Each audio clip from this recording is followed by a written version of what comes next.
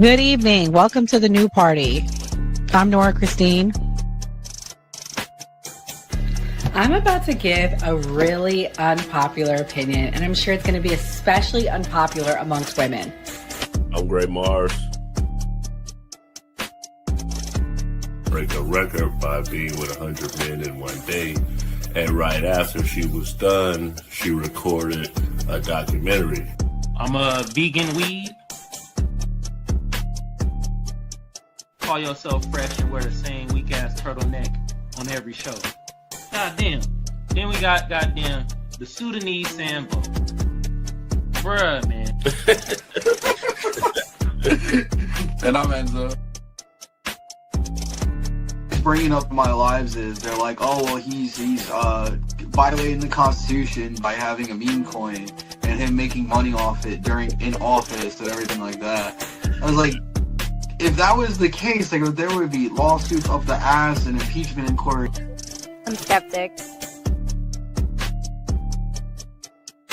Like I always say, don't let anybody trample on your constitutional rights.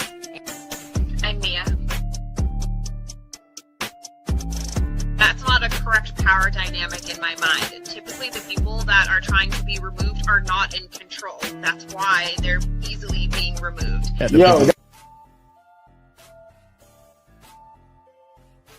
The government, states, they start putting these RICO acts on Diddy, all of these guys, and try to put it on these ongoing criminal organizations. I ain't never seen the government put a RICO act on the KKK.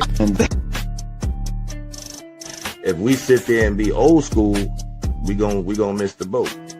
You know, a lot of this kids 19 years old buying houses with Bitcoin, buying Maserati. Wow.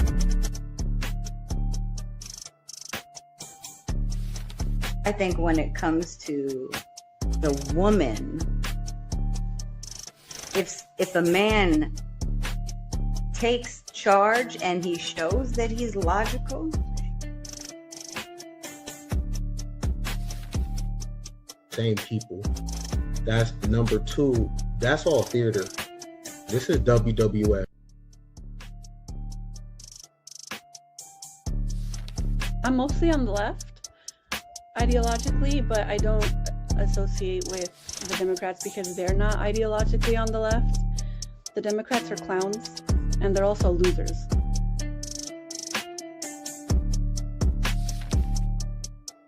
They don't have no plan. They don't never talk about nothing positive about the Democrat Party. Everything is just anti-Trump. They're not willing to have a conversation. They call us fascists. We willing to have a conversation. Charlie Kirk's willing to have a conversation.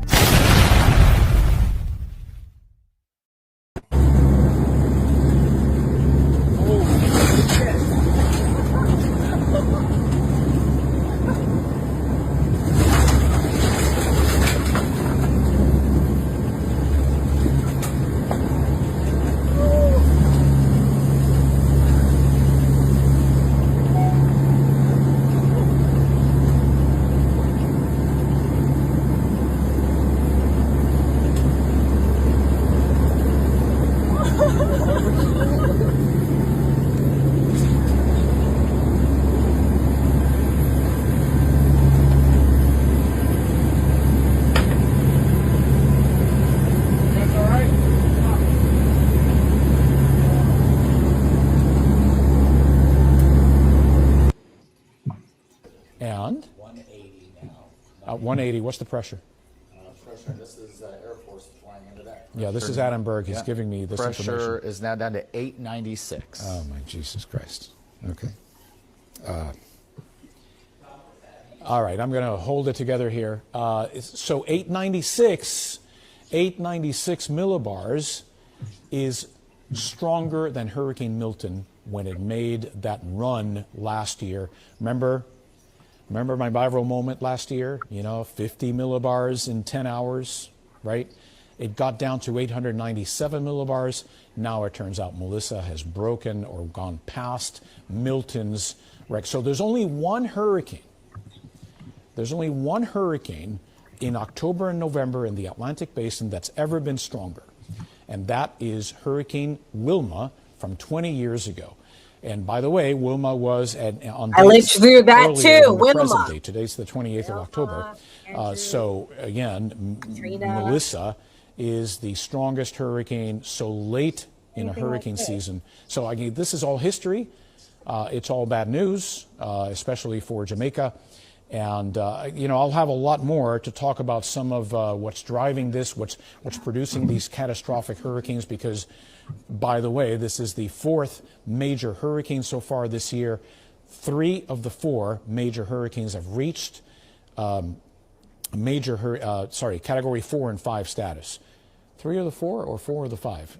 Anyway, a very large number. I think only one season, 2005, is the season that we had an equal number of Category 4 and 5 hurricanes. So again, a lot of history being made in a backloaded hurricane season, which is definitely and sadly about to be very, very tragic.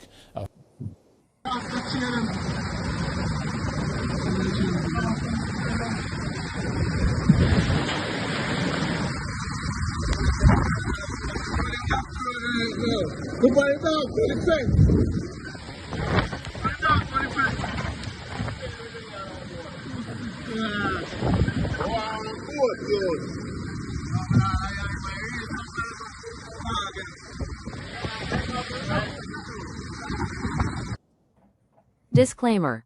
The views and opinions expressed on this panel show are those of the individual speakers and do not necessarily reflect the views or positions of this channel, its affiliates, sponsors, or production team. This content is intended for informational and entertainment purposes only. Viewer discretion is advised. We encourage respectful dialogue and critical thinking around the topics discussed. Party. Why I like the new party? Number one, it's a group of people that's on a panel. We all have differences, but we all basically still come together at the end of the day. The new party for me is about unity. The new party for me is about educating people to the truth, letting people know what's been going on in our country. With that being said, shout out to the new party, man. We're going to keep it going with y'all.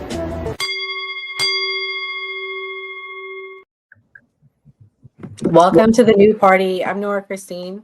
I'm Gray Mars. I'm Enzo. I'm Skeptic. I'm Kim. Sorry, I was muted. It's okay. And tonight on the new party, we are going to be discussing the Category 5 storm that hit my family's country of Jamaica. So proud to be half Jamaican, and I know that many Jamaicans all around the world are saying a prayer and very sad tonight. But let's talk about some first. This was the strongest landfall in Jamaica's history, a Cat 5 storm with 185 mile per hour sustained winds and over 225 miles sustained winds. As you guys could see in that first clip, that was the storm chasers. They were in the plane, and the plane was so wild that one of the meteorologists vomited in the plane because they couldn't take it. So this is the strength of the storm.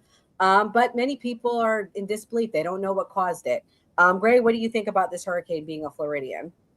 Being a Floridian and dealing with hurricanes every year, of course, it's like you get used to it. But then, you see stuff like this, and then that's when you start thinking, like, I should always evacuate. Prayers for Jamaica. Like, I know some people from here, actually, that's stuck in Jamaica. There's a lot of Jamaicans that live in Florida. So prayers to them, and hopefully they can make it through this. Yeah, this first clip I'm going to play has to do with the eye wall. This was in the eye wall. This was probably one of the most defined eye walls. You heard the meteorologist talk about the pressure. I think it's one of the strongest pressures we've ever seen. Let me play.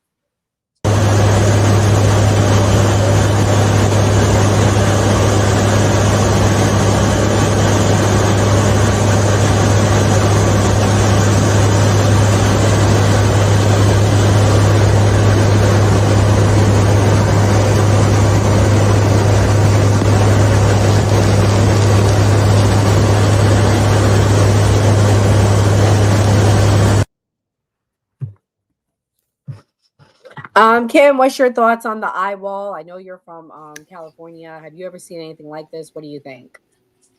It looks like a scene from the movie Interstellar where they're chasing the wave. It looks otherworldly.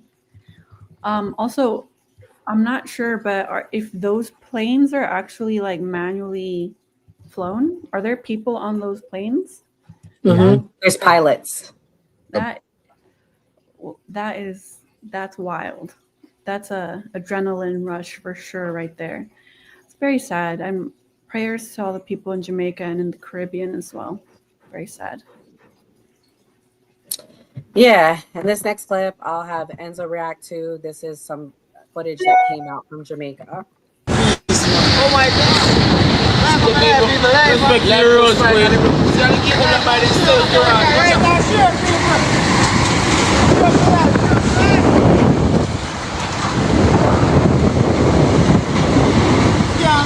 Boy, I'm tired for a piece of Black River, you know. I'm tired. I not get no motivation. Hey, somebody come in Black River. Come in Black River. Eh? What is 7? 3, boy.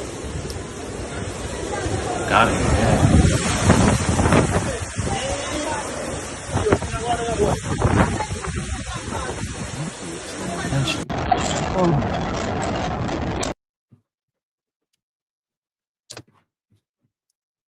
That is able to.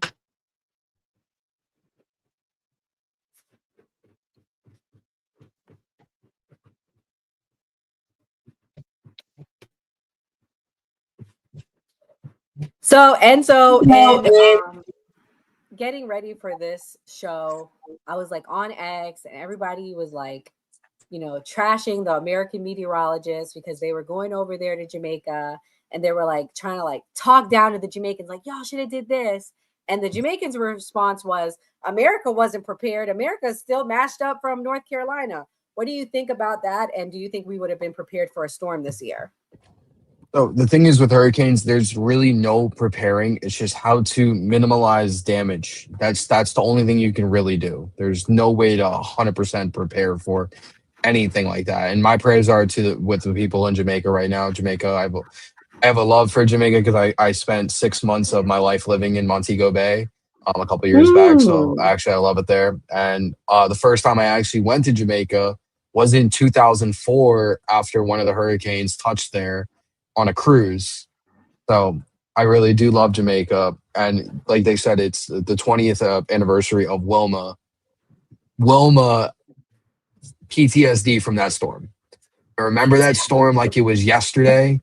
It wasn't even supposed to touch us. It hit the Yucatan and literally just went straight right across the state, intensified from a 2 to a 5 overnight, and then hit us. By the time it hit the East Coast, it was still at a 4. That stalled over where we lived for 7 hours. That was the scare. Like, I remember it like it was yesterday, being at my house. It sounded like a freight train was going past. And we had this big window in front of my house. My mom had an Escalade at the time, and it was packed down with everything like that. I literally watched that thing go up on 2 wheels. Scariest thing ever. And then the eye finally comes. We're outside. We're outside just looking up. I'm like, oh my God, this is like the clearest skies I've ever seen. And then out of nowhere, starts ripping and roaring again for another good 4 hours. Like, that was the scariest storm that I've ever lived through. And for anybody out there, do not mess around with these storms. Just stay safe. Do what you have to do to protect you and your family. Well, it's funny you say that. This is the storm chaser, and then I'll let Skeptic respond.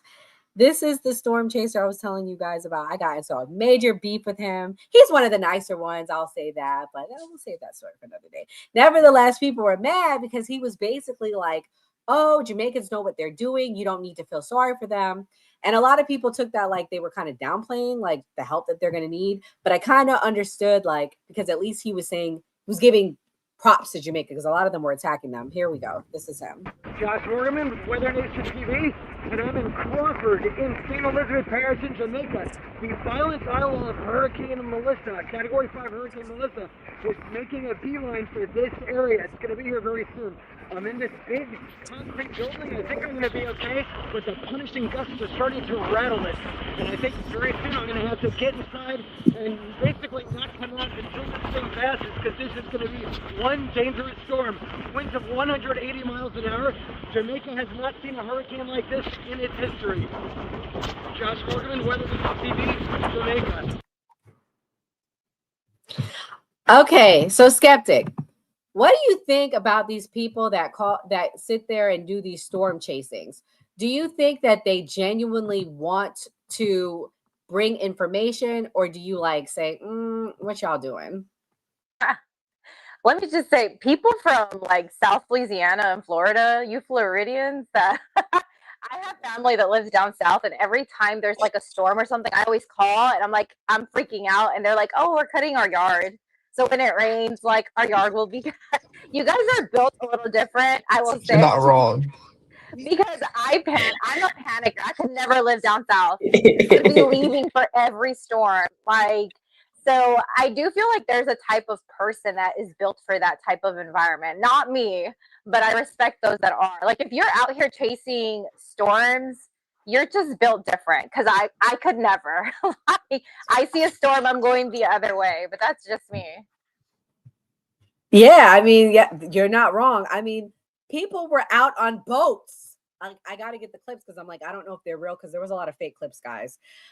This is what Montego Bay looks like. This was the clip, Enzo. I'll play it. All right, y'all, update time. It's getting a lot more rainy, a lot more windy. Can't even see the ocean anymore because of the rain. Well, it's coming on through. I think she just made landfall on the southern tip, so meteorologist Rakeem will be keeping you updated as long as I got access and service and power. Get your ass back in here. All right, bye. So these are the people that you know that are there. Like, what do you think about the fact that they're outside in a hurricane?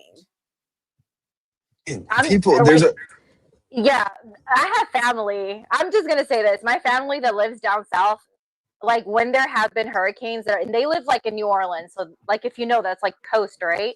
They don't like, I don't know. I guess like once you've been through a few, like, I don't know, storms, they're like, we know what to do.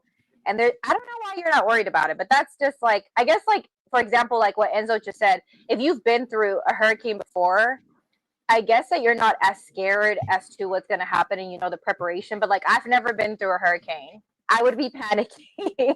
I would be freaking out. But some people, particularly when you live in this type of like, you know, geographical area, you kind of know what to do, I guess. I don't know.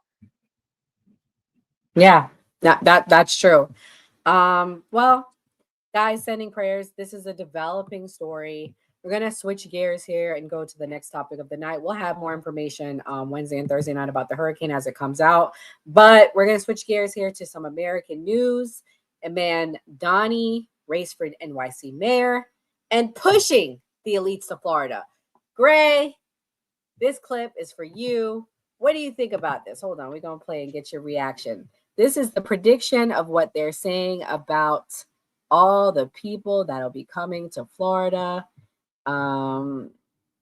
Where did it go? Here we go. Sounds like it is. Good afternoon, Sandra. Realtors in this exclusive area say there's a new sense of urgency for wealthy New York buyers. These are families, empty nesters looking to buy a home like this and gain residency. So some New Yorkers are taking a closer look at Florida's no state income tax, especially as a potential tax hike looms. Raising taxes on the wealthiest New Yorkers has been one of Mamdani's key campaign promises. Luxury real estate agent Johnny Del Preti says this is a main concern. High net worth people, you know, they're paying those taxes, so they really want to know what are they getting for what they're paying. There definitely has been more traffic, more flow through here in regards to showings. And it's not just the realtors seeing the shift. Local officials say they're feeling it too. The mayor of Boca Raton says the Mamdani effect is real, and he's been fielding calls from worried New Yorkers. In June, the city launched a NewYorkToBoca.com, which has seen thousands of views, also igniting a billboard in Times Square. We're getting people concerned about the potential of 17% tax rate just in city-state alone, potential of higher crime with comments about defunding police. Boca Raton is a stark contrast. The lowest property tax rate of any full-service city in Florida. And Sandra, this home behind me is listed for $73 million. Although that price tag may seem high, realtors say this is on par for the competitive market down here. 73 million. Gray. So what do you think as a homeowner in Florida? What do you think about all these New Yorkers? Because Mamdani is 99% going to win. So what do you think about them coming here? It's just like during COVID. They come, real estate skyrockets, but they do price some people out. I know people personally who's upset about the property tax, them not being able to buy housing because all these people before they moved from California and everywhere because they were blaming Gavin Newsom. So they come here and then they think it's sweet, and then some of them don't last, and some of them think that they want that Southern culture, but they really don't. They still want that blue city feel, but they come here and then they don't like it. So we'll see what happens. But us Floridians have to deal with them moving here with cost of living and cost of housing. Yeah. Well, again, he's going to win. Good luck to them. This is AOC in her speech. I'll get Kimberly to respond to this. City was built by the Irish escaping famine, Italians fleeing fascism, Jews escaping Holocaust, Black Americans fleeing slavery and Jim Crow, Latinos seeking a better life, Native people standing for themselves. It's hands out your mouth. Kim, do you think she's genuine? What do you think of that speech? Kind of reminds me of when she was hollering last year and what's his name? The hip hop congressman lost. Do you think she'll bring some luck this time to Mamdani? I think AOC is a clown. To her credit, Mamdani has flipped faster and harder for the Democrats than she did. He didn't even need to. He was set to win. I'm sure she believes what she's saying.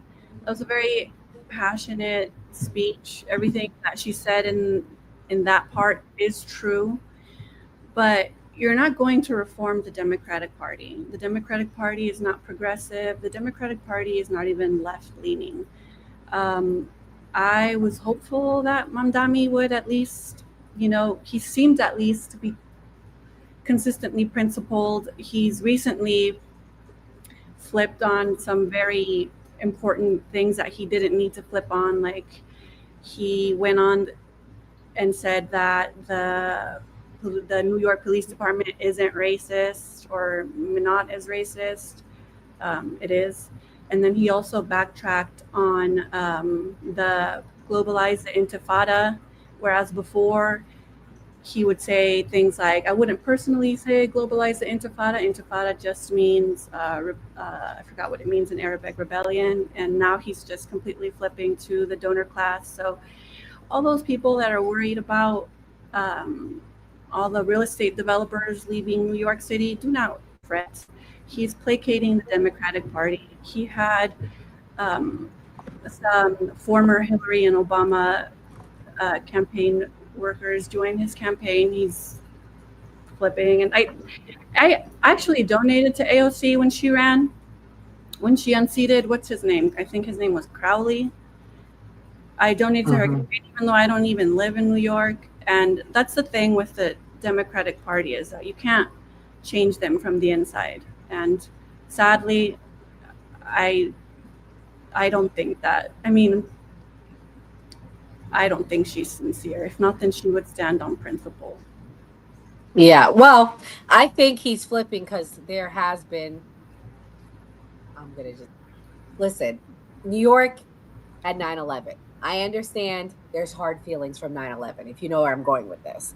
And now people have been saying they don't want a jihadist running New York. This is what they're saying. I'm not saying I agree with this, but this is what they're calling him. So let me play this clip. This is him placating, and I'll play the clip and let's talk about if it's a real story or made up.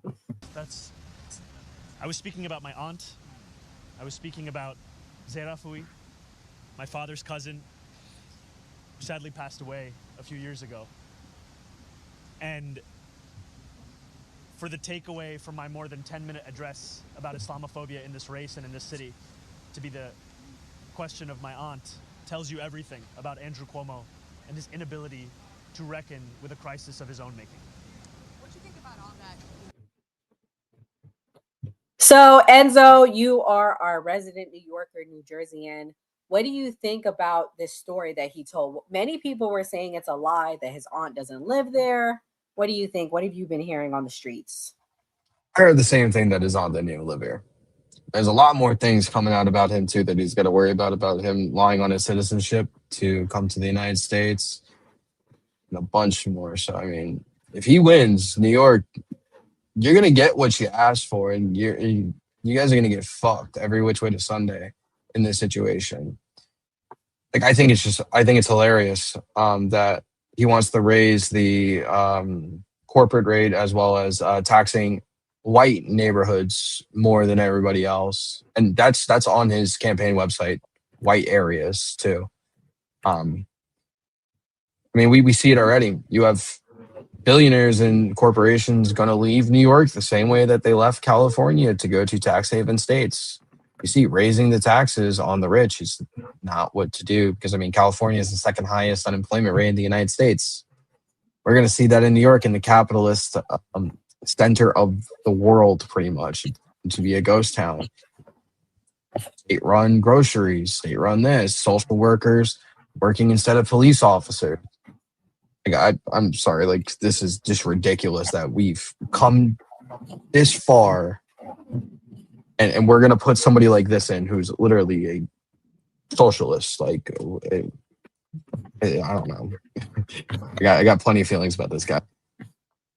He must have removed It's the word terrible. white. I'm on his website now, and I don't see nothing about taxing white people. He's right. He did do that at some point. Oh, so he removed it? I don't know if he removed it. Yeah. It was in the beginning when he first came out. He did that. That's crazy. I'm like, Oh. so basically people pressured him into removing that, which is, I say all that to say goes to Kim's point. That's all I'm saying. That now he's like backtracking from being on the left, like the far left, to like being like, all right, we're gonna replace white with 1%. But anyways, nevertheless, this clip right here, I'm gonna have Skeptic react to. This is Jewish people supporting him because he had a lot to say about the conflict in Palestine and Gaza. I mean, Palestine or Gaza and Israel, and now he backtracked on that. Let's watch. Hi, Rabbi. Hi, Rabbi. Hi, Rabbi. Hi, Rabbi. Hi, Rabbi. Hi. We're among the thousands of Jewish New Yorkers who've been out door knocking and phone banking to elect Zoran Mamdani. We're also rabbis. We know Zoran will fight to make our city affordable and safe for our families. And for our neighbors of all faiths and backgrounds. As New Yorkers, we're also just people who live here, who don't want to get priced out of this incredible city that we call home. We know fellow Jews want to be able to afford housing, transportation, and childcare for their families too. As Jews, as rabbis, as New Yorkers, we believe that all people deserve to thrive. Zoran agrees. But let's get real. This isn't only about belief, it's about action. So let's build a flourishing city. Together, let's elect Zoran. Oh, Zoran! Yeah. Oh, Skeptic. So what do you think? Is this genuine? Is this an act? What's your thoughts? So I think multiple things. First, I would say that AOC is a very educated young Latino woman. So I really like AOC. I wanted to say that she has a double major in like foreign relations and I think economics. So she's really smart. And then I think that another thing, when people migrate out, we saw this in California during the COVID whole thing. People left California, they're actually migrating back in. So sometimes you think that the grass is greener on the other side, but you're used to a certain type of environment, and it's not that easy to get accustomed to a different environment. Like, I know I'm not a city person. I didn't grow up in the city. I don't do well in the city. I like to visit cities, and I could probably live there. If I needed to study in a big city, I could do that. But I'm a country girl at heart. That's how I grew up. And so I tend to like my space, and I tend to kind of like smaller towns because you get to know people, and it's like, everyone's kind of like a big family. So if people decide to leave New York, I guarantee you that they will leave and then they're going to come right back. Florida and New York are two completely different places. I've been to both. And like New York, the first time I went, I did not like it. I disliked everything about it. I just liked how tight it is. There's no space. Everything is like right there. And I went prior to 2019. So like it was always like open, and it was like too much going on, like too overstimulating for me. And then like Florida is kind of like country city, kind of like a suburb. So I don't know. I guess you can't, do what you want to do. But for these people that have lived their whole entire lives and have retired in New York, go to Florida. I want to see how long you're going to like that. I'm sure that some people will adjust well, but for the majority, the same thing with like California, I'm sure that they'll be back, especially when you have businesses and you're used to everything being down like whatever, 2-3 blocks. So like, I think that's a funny thing that everyone's trying to make a big deal about. I don't know about the whole Mamdani and supporting Israel. I didn't know that actually. So I think that's interesting, being that you're so progressive.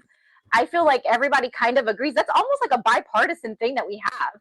Everybody disagrees with what's going on in Gaza. So that's that's a surprise, to be honest with you. I can't believe that he would be supportive of that. It's weird. Girl, these New Yorkers never go back home. They stay here forever. So when you said that, I said, yes, leave. W, go home. But they don't leave. They stay here. This is their second home. They've been here. But I'm going to play this clip.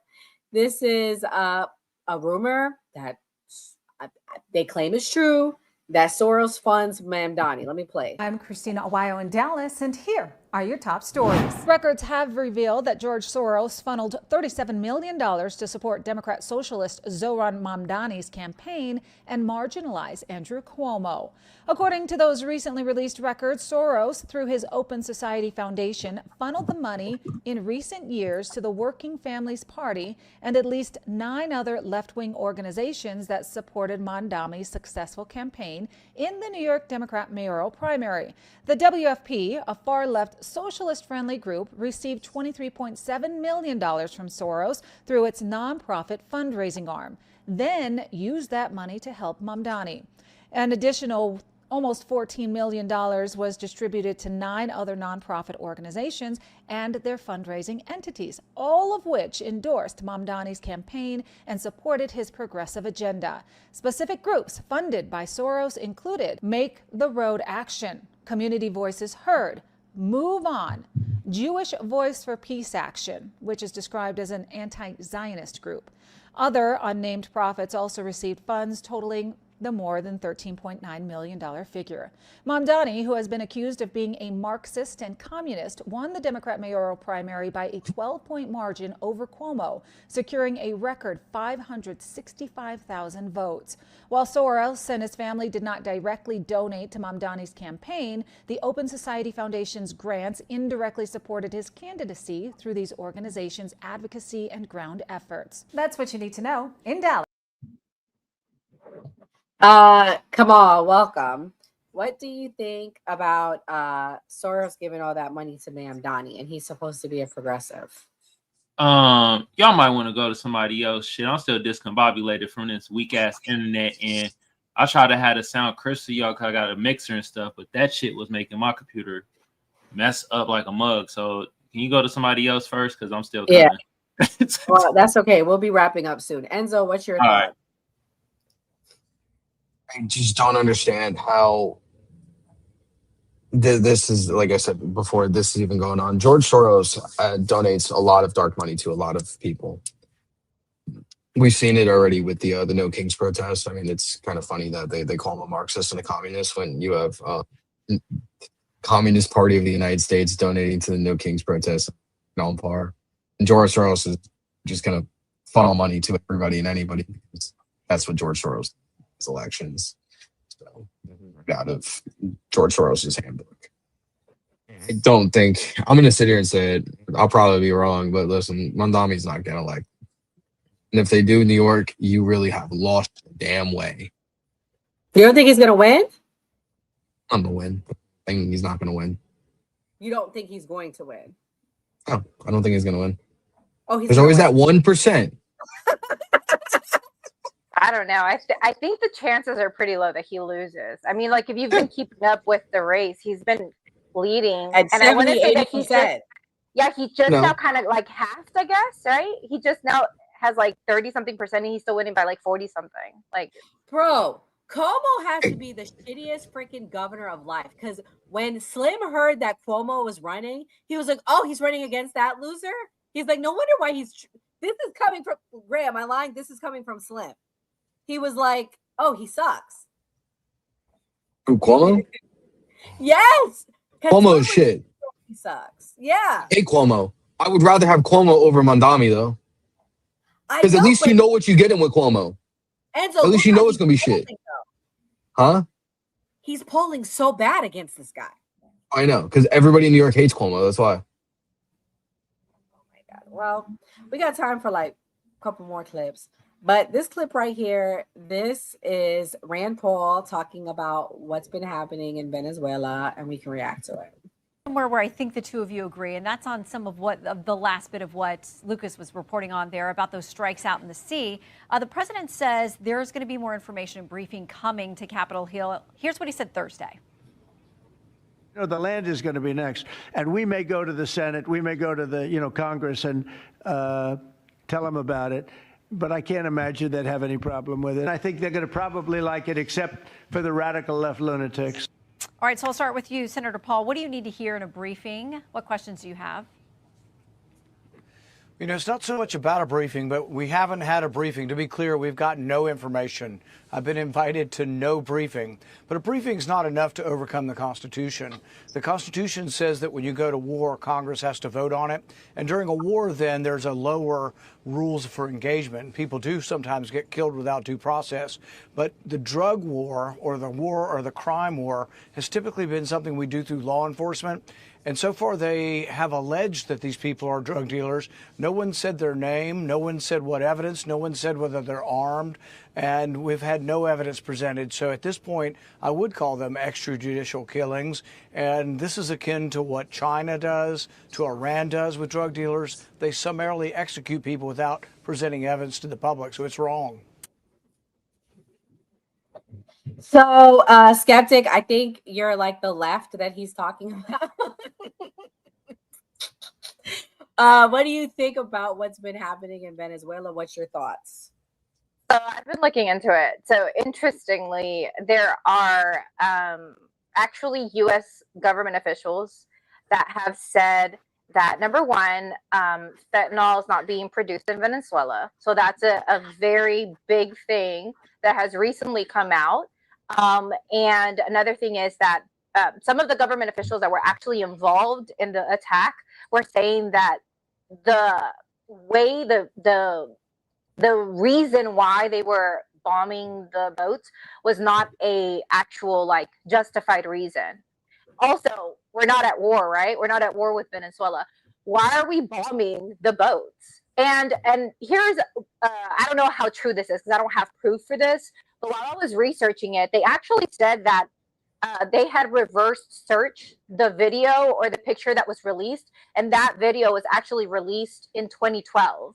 So we actually don't have the real like information from the attacks that they've been doing recently, which is interesting. It's not only Venezuelan citizens, but it's also Colombian citizens. So Colombia is upset about it too. We're up to 30 people that have been killed. So under our guidelines for war, even the reasoning for why they're like just killing these people, they're not even asking questions or anything. I think you should go through Congress. Like, what gives you the power as the executive branch to go out and just start killing people. We're not at war with them. We haven't gotten congressional, there's not an agreement between Congress and the executive branch for us to go and bomb them. Why are we killing people? Why are we still bombing them? And this is a Republican, senator. Rand Paul is not a Democrat. So he doesn't sound like a radical left to me, being that he has been one of the biggest advocates he stood up for MAGA multiple times. Marjorie Taylor Greene has also been saying some stuff that actually makes sense. Like, some Republicans are starting to wake up from the MAGA delusion, and they're starting to actually see facts and say, hold on a second, this doesn't seem like it's making a lot of sense. And I'll also mention this as we're talking about Venezuela. Salvador has released some people that were in CCOT. These people are talking about the experience that they had at CCOT, being that they didn't have any criminal record with gangs. They were tortured for the whole time that they were there. And I think that those to sue the American government for additional damage that they have gone through, being that we didn't let them go through the court system for it to be proved that they had actually been a part of some kind of gang. And we put them in one of the worst maximum prisons, and they were tortured for the last however months that they were in there. Kamal, you have anything you want to add to the topic about Venezuela and the boats? Not really, but they're trying to get that oil though. That's all I gotta say. Hey, are y'all shit fucking up on y'all end? Cause y'all kind of keep going in and out. No, we all. The only time it went in and out was just now with Skeptic, but for the most part, we've all been cleared. Okay, just been on your end. Okay. Well, all right, then I got one more clip and then we could do our closing thoughts. Because guys, everyone watching, thank you so much for coming. I think a lot of people in the chat is from Blexit. We will be premiering our interview that me and Gray did today with Pierre Wilson. He is the strategic manager of Blexit. He started the chapters division of Blexit, so it was a big honor to get to meet him and interview him today. And he also was one of the first employee for Blexit. He worked under Candace Owens and Officer Tatum. So very excited that we got to meet him today. We will be playing that in a few minutes. We got one more clip. Guys, just when we thought we got rid of Joe Biden, Joe's not asleep. Listen what he had to say. We can't kid ourselves. We are in one of those moments right now. In my over 50 years in elected public life, this is the worst I've seen it. If Ted were here today, he'd still be fighting like hell, but his optimism would be surely tested. Because truth be told, our very democracy is at stake in my view. We all agree that our politics is broken, that political violence, never acceptable, is out of hand, that America should be a place not of extremism and fury, but of decency and grace, that our institutions are what makes us the envy of the world, and our democracy is worth fighting like hell for. Oh, man. Gray, he's your leader. He's your former president, the Democratic Party. What do you think about what Sleepy Joe had to say? First, I'm going to say that I feel like you put this show together like this on purpose for your people, the Jamaicans and the Arabs. This was a Nora ethnicity show, so that I felt like that's what you tried to do. That's the first thing I want to say. But as far as Joe Biden did what he had to do. And then, I mean, like, I'm not going to sit here and defend Joe Biden's age and try to say, oh, he wasn't showing signs of dementia or whatever. But when you go through those types of things, you have good days and you have bad days. So he probably felt like, okay, I'm good. I'm going to come out and I'm going to say this. But, like, Joe Biden did his job. He put us in a bad position, but it is what it is. I don't have any hate towards Joe Biden. Kim, I saw you squinting, like you really wanted to see what he was saying. You was like, is that really him? Is it a robot? I know you was thinking it, girl. It's okay. What do you think about him saying that things are the worst it's ever been? Do you agree as somebody that is, I would say the most progressive on the panel?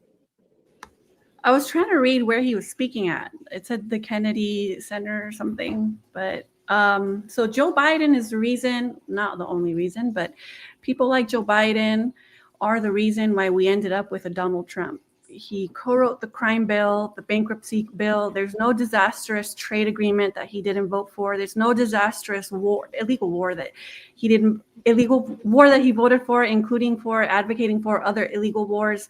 Democrats like him are the reason why disenfranchised working class Republicans are pushed more to the right, and we ended up with a Donald Trump. There's no reforming the Democratic Party. We've seen that time and time again. Example A, AOC, Bernie Sanders, I suppose Zohran Mamdani now. We have to start to look at ways to exit, or not just the Democratic Party, the Republican Party too. Vote third party, 5% gets some federal matching funds the following election year. I also really want to briefly say Rand Paul is consistent on principle. I would like to call on all my Republican friends to follow in his footsteps and be consistent on the principle. America first. Okay. Also, Ron Paul is one of the reasons why I got into the anti-war movement. Some of my libertarian friends are consistent on that principle. I would have voted for Oliver, but I voted for Jill Stein this last election.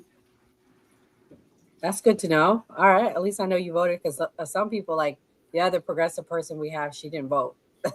It's completely illogical to vote for the Democratic Party and say you're against war. Oof. Well, she didn't. Yeah, she didn't vote for Kamala, and she didn't vote for Trump. She just didn't vote. All right, guys. This was a good show. We are going to start our closing thoughts, because at 9 o'clock, I promised Blegs that we would play the interview. Ladies first. Skeptic, what's your closing thoughts? So, Donald Trump is the same age that Biden was when he was sworn in. So that's interesting. People always like this. It's so funny, because I feel like a lot of the time people will have these hypocritical arguments, but they don't realize that, the same applies for them. Anyways, I think that there's so much stuff going on right now. And I want to say to those Americans that are suffering because of these bad policies that were passed, this is why we don't vote inadequate people and underqualified people into office as presidents. This is why we don't vote felons into the highest office of our nation, because now they're cutting disability for Social Security. Social Security offices are closing. They had been closing under the Doge department. Now you see older people that are trying to get information on how they can get their benefits back. Offices are closed. We're seeing that our farmers are not America first. We're going to be importing beef from Argentina. So America first was a lie. You got played. We're seeing our farmers go bankrupt. Where I live at, there is a farm that's going bankrupt. And it saddens me when I drive by there. But they used to have a big old Trump sign. And I was like, well, I guess you voted for your own bankruptcy. So I don't know how bad I can feel for you. Hard times are about to come. I know a lot of people aren't going to have food stamps. I know some people who receive food stamps are going to get a cut down on it. So I say, I'm sorry that America chose incorrectly. I think we need to educate ourselves so we can make better decisions coming in the future. And I do think that there's a blue wave coming. So stay strong, go out and try to find out how you can make food with as few ingredients as you can, and follow us on TikTok. She's had a blue wave. God damn. Uh-oh. All right, Kim, what's your closing thoughts? There's always a red and blue wave. It's a tug of war. But at the end of the day, both parties are completely sold out. We just saw that clip with George Soros. That's how you get those careerist politicians who, once they get in office, well, actually not with Zohran, I guess he hasn't been in office yet, their political ambitions exceed their principles, and then they start flipping on a lot of really important topics. For example, the Affordable Care Act. The real solution to that would have been single payer. But the Obama administration chose to placate their insurance companies' donors and gave us Obamacare, which just made a bunch of insurance companies richer, and on and on and on and on. So the real solution is to break away from duopoly, this corporate, rapacious, murderous duopoly. They all vote for war. They all vote for these disastrous trade agreements. They're completely crippling out the American middle class. And a lot of people are being pushed to extreme left and the extreme right, because they're looking at this country and its politicians, and nobody's really doing anything for them. It just keeps getting worse and worse. And that's why whenever we get a Democrat in office or a Republican in office, it's just back and forth, tug of war. They're two sides of the same coin. Thank you, Kim. That was great thoughts. Thank you, Skeptic. Enzo, what's your closing thoughts? So my closing thoughts are: this is a great episode. A little bit different. I'm gonna step away from the politics for a second and talk about the hurricane in Jamaica and all the other islands that are affected. Stay safe to everybody out there, to Jamaica as well as the other affected islands in the Caribbean. My thoughts and my prayers are with you and your families. We wish the best for everybody, and if it does make landfall in the United States, everybody please take the right precautions. Save yourselves as well as your loved ones. If you're in evacuation area, get out of there immediately. Don't try to ride it out. It's not worth it. It's not worth risking your life. With that being said, I hope everybody has a great night and have a great week. All right. Gray, what's your closing thoughts? I'll echo what Enzo says about the hurricane. Prayers to Jamaica and anyone else that might get hit, because I heard it's still going. So prayers out to those people, as hopefully people can stay safe. As far as tonight, basically talking about George Soros and him giving money to Zandami. Well, when we saw Trump, I felt like what people said was, well, at least Trump is using his own money to basically pay for his own campaign, his own thing. So it seems to be that money's the issue, that we're using money and that's how politics is being pushed. Because now we've seen what someone does when they use their own money, and it doesn't seem to be a solution. So I feel like we take money out of politics, we'll have a much better political system. What we always say on a new party, always vote. I'm going to do my closing thoughts and then I'll let Kamal go. Guys, this was a great show. Thank you to everyone that is sending positivity and love to Jamaica. One love, one country, one Jamaica. And I'm going to be short and sweet. Jamaica has faced the fury of the storm, but not even 185-mile-per-hour winds can break the spirit of a people born from strength, faith, and unity. So guys, stay strong. Big up to all my Jamaican brethren out there. We got this. All right, Kamal, what's your closing thoughts? All right, man. Prayers to Jamaica. You feel me? I like Jamaica. I've been out there actually recently. You feel me? Second, I'm sorry today, y'all. The internet was whooping my ass, man. And I tried to give y'all a better audio experience. I got a mixer on here now and stuff. I don't know what the hell was going on. The shit was just acting all types of wonky. I'm blaming you, David. It's your motherfucking fault. Shout out to you for saying what's up, by the way. But I'm blaming your ass for my internet. But anyway, like I said, prayers to Jamaica. You know, I'm gonna watch the replay of this episode. You feel me? Once again, I'm pretty sure y'all had a great conversation, and it was a great panel today. Also, if y'all watching on my end, y'all already know I got the new party pinned to the top. Y'all go subscribe to their channel. You feel me? And then to my channel, Kamal Johnson Network, over there, and check out what I got going on. Please do. And George Soros, I ain't gonna lie, sounds like a villain name, so he must be a villain. Oh yeah, in Venezuela, I think they trying to get some oil. I ain't gonna lie to y'all. This seems like an oil war, but hey, what do I know? I'm gonna just ask Chat GPT. And Eric Klein, you hella funny, bro. You keep saying I look like Huey from the goddamn what's that damn cartoon? I can't think of the cartoon right now. Boondocks. There you go, Boondocks and Afro Samurai. Eric Klein, you funny as hell. But I hope everybody have a good night. Hopefully I get all the kinks worked out so I could give y'all a better audio experience like I was trying to do for y'all today. And yeah, y'all go follow the new party. Hit that notification bell so you know when they go live. Oops. Okay, guys. We will be back Thursday night. We will be talking more about the storm. But for right now, everybody waiting, here we go. This is the world premiere of our interview with Pierre Wilson. Guys, thank you so much for watching. And hit the like button if you haven't already. Here we go. Senior Director of Blexit and the founder of the Blexit chapters. I want to share why Blexit isn't just another movement. Blexit is the hands and feet of real change in minority America. From the streets of Baltimore, Atlanta, Chicago, and Detroit, to the campuses of our nation's historic Black colleges and universities, we are there. We don't just talk about the issues, we get directly involved right in the heart of where liberation is needed the most.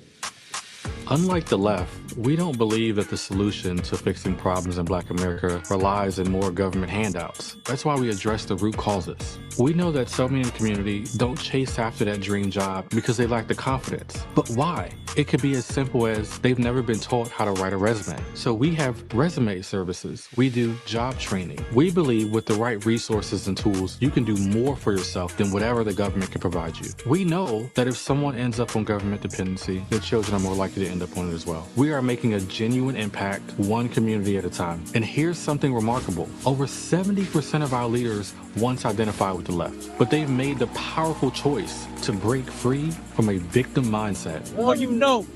Now they're helping others do the same, reclaiming control over their own lives and futures. We are on the front lines, delivering logic, truth, and empowerment to those who need it the most.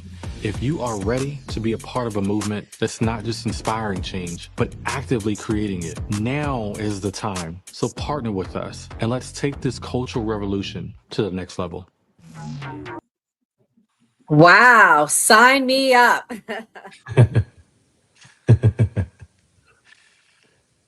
Guys, I'm very excited. We have the Senior Director of Blexit, Pierre Wilson, here.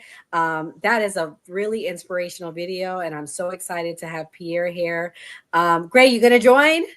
Yeah, maybe. I don't know if Pierre knows, but I'm the left-wing part of the channel, but thank you, Pierre, for coming. That video was very good. So let's get right into it. Tell us about your history and why you choose to serve in Blexit. Well, I actually grew up very left-leaning, so for years, or you ask people who knew me in my childhood, my younger years, I should say, they would probably be shocked, if you asked them if they thought I would be, right-leaning today, they were like, absolutely not. I thought he would absolutely be left-leaning because I was, speaking all the talking points of the left. I would, marching with BLM. I very much saw myself in a different light than the light I see myself in today. And that's not to completely knock everybody on the left, but it's just the mindset that I had was very much a victim mindset. I believed all the things that were told to me, like I was probably going to have to work 10 times harder to reach success within my life. The police were going to see me immediately and not like me because of the color of my skin, that there would always be I was never told the white man's name, but I was always told there was going to be some white man around every corner blocking me from success. So, I truly believed a lot of these things for many years, and I would share them. I would share them with other people in my life. But I had a few different moments in my life that now that I am more open about my conservative beliefs and values, and I know how I feel, I know where I stand, where I look back on and I say, okay, Lord, that was a couple moments where I think you were tugging at me. I don't walk through all of them today because there's a good amount of them, but there was one situation that I remember because I attended school for 3 years at a historically Black college university. And I remember sitting it was like a forum they had. And during that period of time, there was a primary going on between Barack Obama and Hillary Clinton. And, so anybody who knows, you guys know this, like in a large amount of Black community, you don't even consider the candidate on the right. The real presidential election is the primary, who comes out of that primary, because whoever comes out of the Democrat primary is typically who most Black people are going to vote for, right? So the real election is, who are you going to pick? So it was Hillary versus Obama, and they were passing the mic around and everybody was saying, Obama, Obama, Obama. And remember, I'm at HBCU. I wasn't sure yet who I was going to vote for between the two of them because I didn't know a lot about Obama, and I did know a little bit about Hillary at the time. So I was really still weighing my options. And I remember when the mic got to me and I said that, I said those exact words. I said, I'm not sure. I really have to continue to do more research. I really don't know. You would have thought you would have thought that I said I was going to kill someone's cat in that room. You could have heard a pin drop. People were shocked that I did not just say Obama. And the girl who got the mic after me, she was like, how can you as a Black man say that you don't know who you're going to vote for. And I'm like looking at her and she's looking at me because I'm waiting for her to finish this statement, this comment. But that was it. It was that I was black and he was black. So that should have been enough. And I was like, that's not enough. Like what if a white person said that? Like what if a white person said, I'm voting for Hillary because she's white? Like how would we all feel right now? So that was a very troubling moment for me where I realized, like, are we voting because we really believe in a person, or are we voting because this is what we were told to do, what we always have known? And then I'll just say this: the last kind of really, I guess, red pill moment for me was I was watching a video of different conservative influencers. I was really bored one night, man. I had to be really bored to do that. But they were saying some things that were shocking to me that I knew. I was like, they're lying. They were talking about the single motherhood rate in the Black community, Black on Black crime, the welfare system, how it got started, where we are today, the way it's hurt Black, like all these things from a perspective I had never heard. I was like, I've never heard anybody talk about it from this angle. So I'm writing these things down and I'm like, absolutely not. They're lying. They're wrong. This is not true. So I go and I start to do my own research and I'm like, I'm going to fact check them. I'm going to prove they're wrong. Man, when I tell you, almost every single thing that I had written down was exactly like they were telling the truth. This was all true.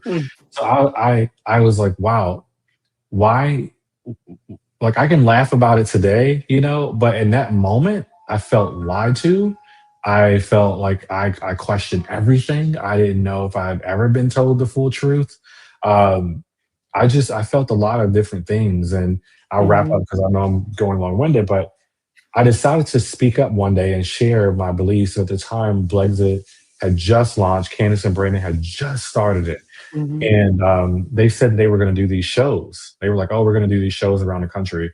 I'm like, these shows are great, but what about people like myself who don't have anyone to turn to? I don't know any other conservatives. I don't know anyone else. I can go to the show and I can feel great, but what next? So I took it upon myself to just create a Blexit chapter, the first one, if you will. And I'm so thankful that Brandon didn't send me a cease and desist letter because they never authorized this chapter. And I wanted to build a space, like a community, a place where people can be conservatives and it would be okay. 3 months later, Candace saw like the work we were doing on social media because we had created a page of a friend and I that I met at a Republican club. She loved it and she DM'd me and she was like, I want to do this across the country. We get on the phone. 3 months later, I was hired as the first employee of Blexit. So here we are today with chapters now in every state. So definitely a God thing. Definitely a God thing. Amen. Yeah, congratulations. So you are like the founder of the chapters per se. That's really cool. I didn't know that history. So I have two questions. One, what HBCU did you go to? Because you mentioned it. University of Maryland, Eastern Shore. My grandfather actually went there too. So most of my family had graduated from Howard. Like my grandmother, my dad, my sister, my aunt. Like we were a Howard family. But my grandfather, who was like my hero, he graduated from the University of Maryland, Eastern Shore, and I wanted to make him proud. So I ended up not graduating from there. I ended up graduating from Salisbury University because the major I wanted was political science, but I spent 3 years there. I was elected junior class president there. But I ended up graduating at Salisbury up the road because I didn't have political science. So yeah, we have that in common. I started at FAMU and then I switched over to UCF. So I definitely can relate to that transition story. So what are the future plans of Blexit now that you are the senior director? Well, I think more than anything, and what I tell people all the time is that Blexit isn't here to force anyone to believe anything. We've had individuals who we've had conversations with, and they're like, after talking to you guys, after doing some research or whatever, I still feel like I lean left. Cool. I think our goal more than anything is like we want to educate people. We want. It's almost like having a puzzle, and you only have half of the pieces. You know what I mean? And I feel like that's the case for a lot of people in the Black community. Not everybody. I don't want to group everyone to the same box. But for a lot of individuals that we talk to, especially on these campuses, we're educating them on things they've never been told, that they've never heard it from that perspective. They've only gotten the story from another person who is liberal. And they have not heard a conservative's perspective. So I think for us, we always feel like it's our duty, it's our job to provide the remaining pieces of that puzzle so that when you put those pieces together and you see that full picture, you can decide on your own where you stand not where your mom stands, not where your daddy stands, not where grandma stands, not what the teacher's telling you. What do you actually believe? And I think we can go to bed at night feeling better when people make decisions like that are their decisions. So for us, it's really going to be continuing to provide those puzzle pieces in ways that I think the right has done a really bad job. I talk about the right sometimes too. The right has spoken a lot about what needs to be done in the Black community, but there wasn't enough work being done in the Black community. And Brexit is changing that. That's why you see us on HBCU campuses. That's why you see us in Black churches. That's why you see us in these places, because it's not enough to sit and just talk about them. You have to get boots on the ground and actually meet these people where they are, have this conversation, and just really, spread a message of empowerment. Even on this tour right now, I know the media is having a field day with what they're saying, but I'll be real with you. We have a ton of footage. We're going to keep releasing more. It's not the students. It's not the students. It's the faculty. It's not the students. The students are great. And there's been a lot of situations where people will say, I agree with a good amount of that. And there's some situations where like, you know what? I agree to disagree, but you guys are cool though. We get a lot of that too.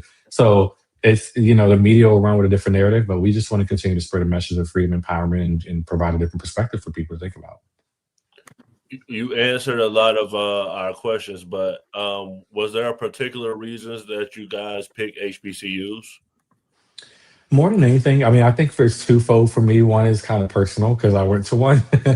So one is kind of like that connection. I remember what it's like being on HBCU, and I know there's like a mixed feelings in the conservative world about how they feel about HBCUs. Do I think that they're needed in the same way they were needed in the past? No. But do I think they're rich in history and I still have a great respect for them? Absolutely. I think HBCUs are so rich in history. I remember being at the University of Maryland Eastern Shore, and there was this room that we had. I wish I could remember what it's called. My wife probably knows. But there was just filled with pictures of history from how it got started to the old football team we used to have, and how back in the day, the football team had gotten so good that it was beating the University of Maryland College Park team, the predominantly white team. And that that resulted in some funding being cut at one point because we were almost too good, So they were definitely needed back in the day because Black people didn't have the same opportunities as I feel like Black people have today. Even though I don't agree with the left's narrative of why HBCUs should be here, I still do personally have a great respect for them. But more than anything, I know when I was on those campuses, there was a guy too who said he was conservative. And I remember being one of the many, and I'm not proud of this anymore, but I remember being one of many of us who were making fun of him, joking on him, calling him names, saying all sorts of stuff. And I wish I could apologize to that guy because it was bold for him to say that, and because on that campus there really wasn't room for that type of thought. Like you were seen almost as a clown, almost, right? Like it was not a place where you could have open dialogue and share different perspectives. It was very much like, this is a left-leaning school, this is a left-leaning campus, the professors, everyone. So Brexit needs to be there to answer your question. Like, if I feel like it's almost our duty to be there, because if we're not, who is going to have these type of conversations on these campuses? Who's going to bring this type of perspective? And for students that we are meeting who say they are conservative, many of them are in fear of speaking up. You know what I mean? True. We just had this happen at Hampton. We had two young ladies who were they were like, I believe in what you're saying. I feel like I don't have anyone to talk to. Like they were so all in. And they got pressured. They got pressured by their peers now to back out, to like not do the club because they were going to help us open the club and register on campus. They just got pressured. You have messages and all sorts of stuff from them saying the opposite. They were excited to come to an event, and we're not going to. Out of respect for them, they're students. Like we're not here to just embarrass people, so we're not going to release their private messages. But we're going to continue to try to work with them behind the scenes. But we had it. We had they were so stoked, but now they've received pressure. Hampton University put out a statement. I don't know if you saw that. Yeah, I was going to ask about that. Yeah, and I get it. It's like, and I'm like, it shouldn't be like that. It shouldn't be like that at all. But unfortunately it is. So I think it's almost like our duty. It's our mission. Like we have to do it. If not us, who else? If not us, who else? Yeah, and that leads into my next question. what was the reception? I want to share this screen because this went viral. And this was in particular talking about Howard University. Washington Post says Howard University's homecoming collided with conservative politics when the Turning Point USA-backed Brexit movement showed up uninvited as part of the organization's tour of historically Black campuses. And I want to say this, Pierre, I don't know if you're okay with me saying this, but my understanding is this was planned before what happened to Charlie Kirk. So Correct. they're making it seem like it just happened. Like that was what a lot of people have been saying online. Can you speak to that? Like, what do you think about that misconception? Yes, so glad you brought this up. So this is actually our third year doing Educate to Liberate, and these are not things that you can just plan within a week or two. You know, there's a lot that goes involved that goes into planning something like this. We have to make sure we have the talent. We need videographers. We need photographers. We need to make sure we have our student leaders on the ground. There's schedules that have to be coordinated. There's funds that need to be. So listen, I think my team is pretty super. They're great. They do a lot. We work a lot of late nights, but man, did they think we did this in a matter of a couple of weeks? Wow. That's interesting, but people can just really actually go back and look and see that this is year 3. You know, we've been doing this since 2023, and the HBCU initiative that we've had has been in place, my gosh, since maybe 2021. So this is not a new thing for Brexit. This is something that we believed in. It's gotten a lot more attention, obviously, after what happened to Charlie, founder, my friend. It's gotten a ton more attention, but this was not something that was done just in the aftermath of him being murdered. We've always believed that we belong on these campuses, that we should create an environment where it's okay to speak out about your conservative values. We can do it in a way that's loving, that's supportive, that's not controversial. They're saying things like we're there to cause chaos and all this other stuff. I'm like, no, we're not there. We're here to have a conversation. You know, if it was so chaotic, you would have heard stuff over the last 2 years about how chaotic we were. Why wasn't there any news reports about us being chaotic over the last 2 years? That's a narrative that's being put out there, you know. And again, I will say this over and over again. The students have not been the issue. It's largely been the faculty and staff. It's not been the students. I'm not saying every student agrees with us. I would be lying if I tell you that. Other students are like, no, I don't agree with that. But even then, like, they're probably like, but we love the same sports team though, right? It's always respectful. Like, it's not, we find something that we may agree on, even if it's not every cultural, political issue. And again, if I had a penny for every time people have said, you know, you guys are not that bad, I'm like, well, thank you. You know, I appreciate it. Because the sad part is that they have to say you guys and say it that way because it speaks to what I was saying. We've been taught that they were, I don't know, we have wings and we have 3 legs or something. No, we want the best for the Black community. We just go about it. We have different ways of how we get there. So, and I think a lot of them see that. I saw that Ron DeSantis actually passed something like for Turning Point to allow chapters in the school. So specifically for Turning Point. So would there be future partnerships with HBCUs, including local chapters for Brexit? Yeah, and what he did, and I was very proud to see that, and what he did was for our national field program. Part of Turning Point's orbit is they have a student group that is a little bit different than ours. Like, we focus more on minority communities, but these other student group focuses pretty much on all different sorts of college campuses, high schools, and I love that he did that. Basically, every high school has to allow a Club America, which is our high school student program. They have to allow a club to be formed if a student wants it to be formed.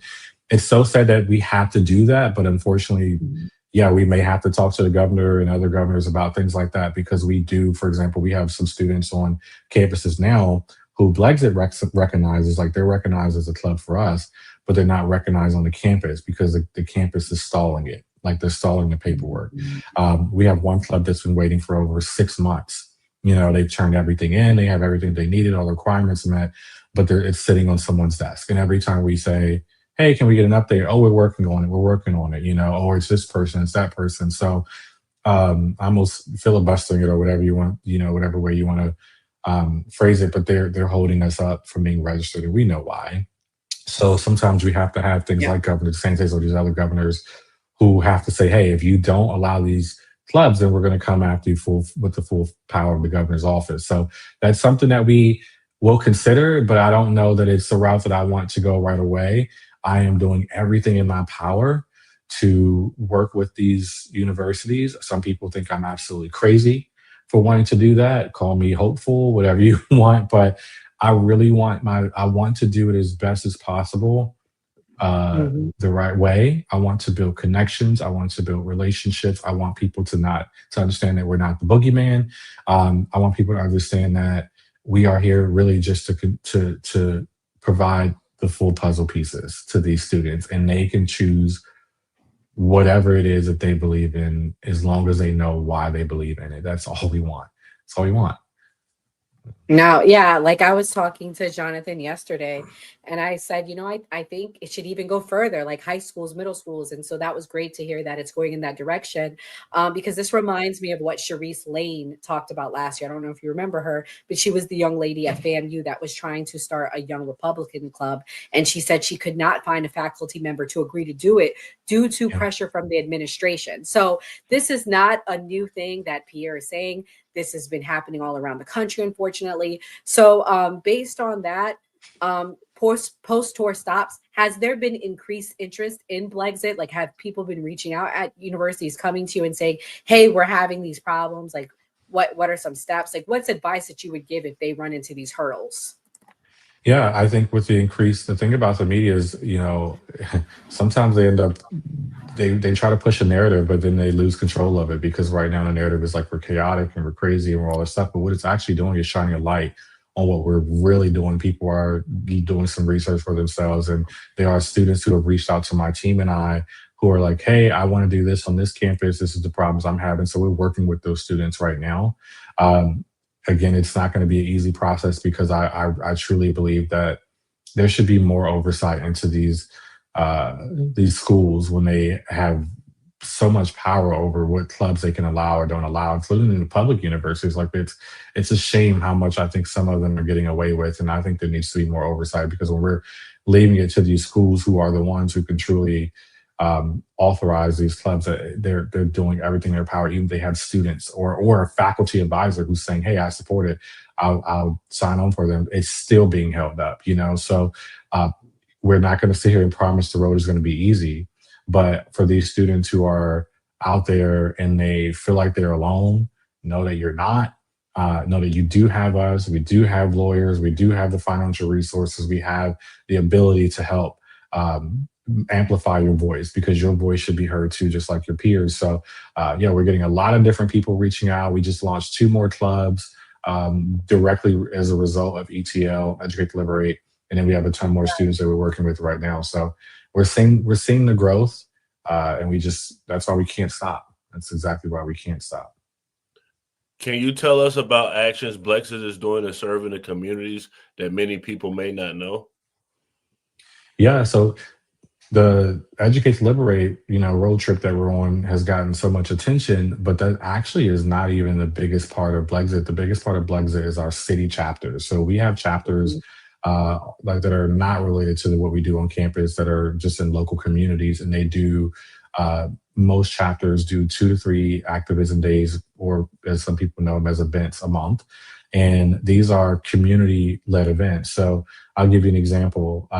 Some people say, oh, well, there's already groups that do clothing drives or food drives. Well, the difference is when Blexit, if we do a clothing drive, we do a food drive, we're not just going to give you food and a coat and then say, hey, enjoy that, have a good day, and then see you back again next week or 2 weeks from now. What we're doing is, if you come and you get something from us, we want to have a conversation with you. We're not trying to be invasive or intrusive, but we want to understand what it is that got you into this position so that we can help. If you don't have a job, okay, cool. We have individuals who we can help share some job opportunities and maybe make it easier for you to land one. If you're someone that's like, I've never done interview, like I don't even know how to interview for a job. We get a lot of people like that. Like, I don't know how to, I don't know interview tips. I've never done a real interview. We can do mock interviews with you. We have professionals that can do that with you. If you don't have a resume, we have resume writers. Whatever the root is that has caused you to be in this situation where you're unable to take care of yourself, we want to help, so we like to refer to it as a hand up versus a handout, because a handout you're going to continue to need another handout, another one. Whereas if we give you a hand up, the goal is that you'll be able to stand on your own 2 feet. So at some point, and we truly believe that that's going to be better than anything that the government can give you and any free item you can get at a food drive. So that's the key thing for us. And I guess another way to put that is we want to teach people how to fish versus bring them to fish. So that's what our chapters are doing. They do that through all sorts of different creative events. We've done things in community centers. We've done socials where we're getting to know the community. We've done our block parties, again, where we'll have vendors set up, like job training, job hiring on the spot, along with food and music and all that performances. We don't think it has to be boring either. If anybody has been to a Brexit event, they'll know that you're going to hear good music, you're going to get some good food, it's going to feel like the culture, because we don't believe this has to be some boring political, you're in a 3-piece suit speech where we're just, preaching at you about what you're doing wrong. We want you we want to embrace the parts that we feel like is the best thing about the community while also uplifting the community. So you get a little bit of a mixture of that at our events. Yeah, that's true. The music was fun and the food was good. So he's not lying. We try to make it a good time. People call sometimes like our liberation show, for example, people say this feels like a family reunion. I'm like, that's good. We wanted to. It was fun. Gray, is there any other questions you want to ask? No, Pierre, thank you for coming. I think what you guys are doing is important. I wish you great success. Hopefully we can do this again. I have one more thing. I just want to show how people can join Pierre. If you can let them know, I'm going to share the screen. Yes, definitely go to Brexit.com. Yep. www.brexit.com. And then you can hit join a chapter. You learn about the chapter. So definitely go check it out. Join Brexit. It's a great organization, great for the community, and I really appreciate Pierre coming. Pierre, what's your closing thoughts? More than anything, I say this, whenever I have a chance to, whether it's a podcast or whether I'm on stage, I just encourage people at the end to get involved, whatever that looks like for you. Even if it's not Brexit, if it's something else. But I think we're at a place where we need everyone to get involved. And, for some people that may be donating, for some people that may be actually, boots on the ground. For some people, it may be, doing a podcast like what you guys are doing and spreading the message. Get involved whatever way you can. I think that no matter what side of the aisle you're on, no matter what you believe in, no matter what your stance is, it's going to take all of us if we're going to put this country on the right track. So get involved, pray about it, and make sure you find a way to give back to your country.